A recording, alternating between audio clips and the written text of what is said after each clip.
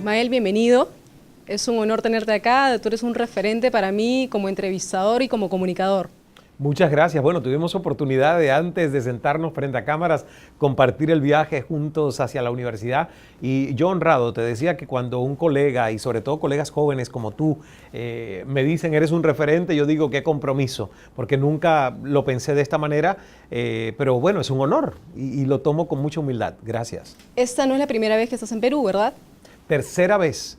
Perú fue, igual que Guayaquil, Ecuador, los responsables de que yo diera un giro en mi carrera e incorporara esta intención o misión de no solo ser un presentador o periodista en televisión, sino convertirme en un comunicador que pueda cara a cara impactar la vida de muchos jóvenes. Sobre todo pensé en los jóvenes, porque aquí me invitaron a hacer una conferencia para jóvenes de escasos recursos que estaban siendo apoyados por una ONG italiana que tenía un programa de capacitación. Y lo mismo me sucedió en Guayaquil, Ecuador. Y después de esos dos primeros encuentros, de yo ver los ojos de los jóvenes cómo se abrían y llenaban de esperanza al yo contarles parte de mi historia con testimonios de otros a los que he conocido, y ellos decían, wow, sí podemos romper ese círculo en el que vivimos. Y la verdad te digo, ha sido una de las satisfacciones profesionales más lindas hasta ahora en estos últimos 4 años. Dicen el wow porque tú eres cubano, naciste en Santiago de Cuba y empezaste a ser comunicador desde muy chiquito. ¿Qué tan difícil ha sido y fue ser comunicador, bueno, en un país donde sabemos que es tan difícil existen las restricciones a la libertad de prensa y la libertad de expresión? Mira, la verdad que al principio para mí no fue absolutamente nada complicado, porque yo comencé en el entretenimiento. No comencé haciendo periodismo. Comencé a los 8 años, pero haciendo, por ejemplo, dramatizaciones de cuentos infantiles clásicos, como El Patito Feo, Los Tres Cerditos, todos esos cuentos que hoy conocemos, nosotros los llevábamos a radioteatros, actuados por niños, narrados por niños, los efectos sonoros los hacíamos nosotros, los niños. Entonces, bueno, pues yo no hacía periodismo.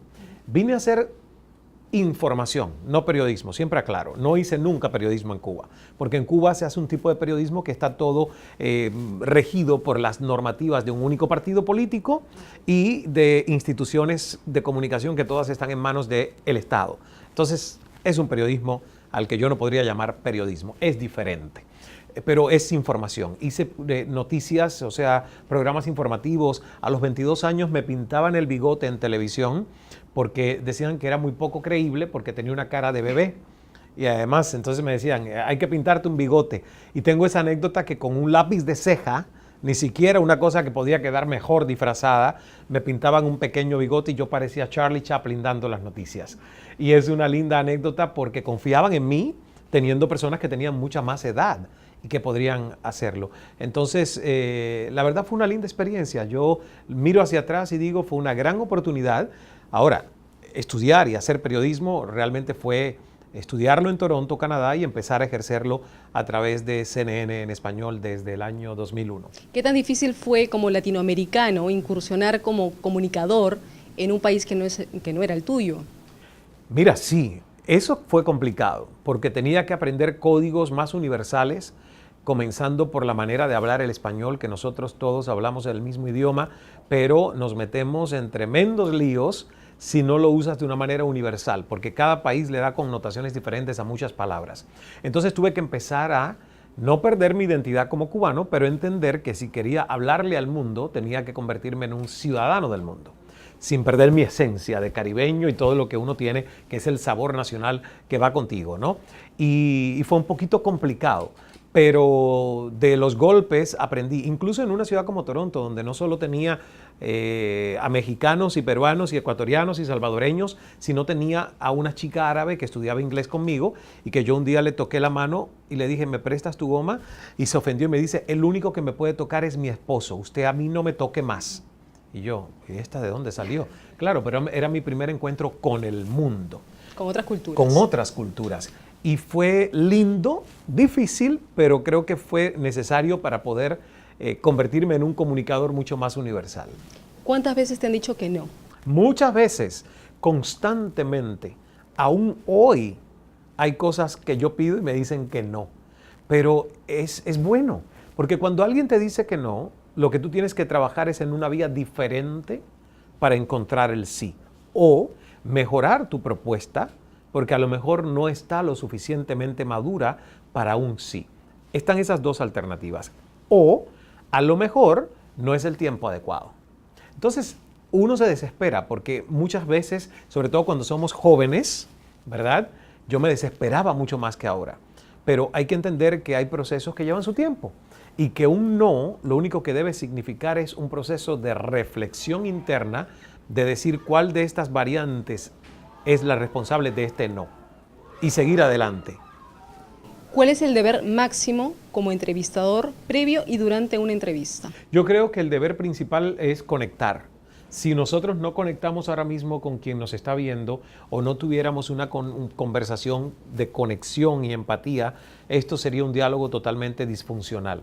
Lo más importante es conectar, porque un periodista no puede arrebatarle la verdad a nadie si no se gana la confianza de esa persona. Entonces, yo me di cuenta de eso a golpes.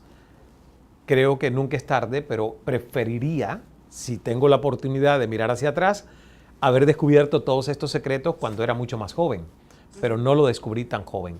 Y ese es el consejo que les puedo dar a muchos. Yo creo que lo más importante es conectar con la otra persona y lo demás va a ir saliendo. Tu primer libro, El poder de escuchar, habla sobre la importancia de escuchar y esa empatía con el interlocutor. ¿Por qué es importante escuchar, Ismael?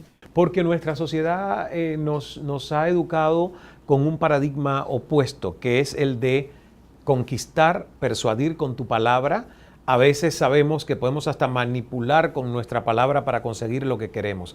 Y yo creo que cuando cambias el paradigma, sobre todo si eres comunicador, cuando cambias el paradigma te das cuenta que la riqueza de la fuente está en que esa fuente se sienta no enjuiciada, no agredida de manera violenta, sino que se siente escuchada. Que fluya. Que fluye. Entonces, cuando fluye una conversación, tú puedes obtener casi siempre muchas de las cosas que al final eran tu primera intención, pero dejando que fluya y poniendo el énfasis en el entrevistado, en la invitada o el invitado.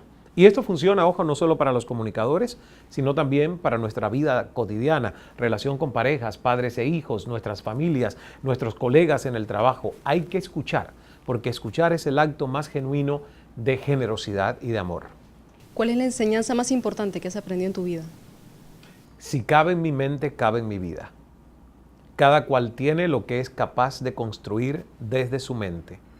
Y eso es duro de entender para mucha gente que dice, no tengo la vida que merezco. Lamentablemente la vida que uno merece no está únicamente en las circunstancias externas. Está en la vida que uno es capaz de proyectar y manifestar en la mente para que luego, poco a poco, llegue a ti.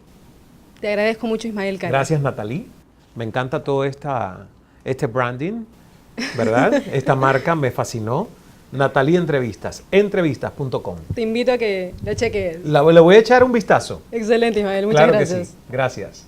Hola, soy Ismael Cala y aprovecho esta oportunidad para mandarle saludos a Natalie, mi colega. Disfruté muchísimo la entrevista que me hizo para entrevistas.com.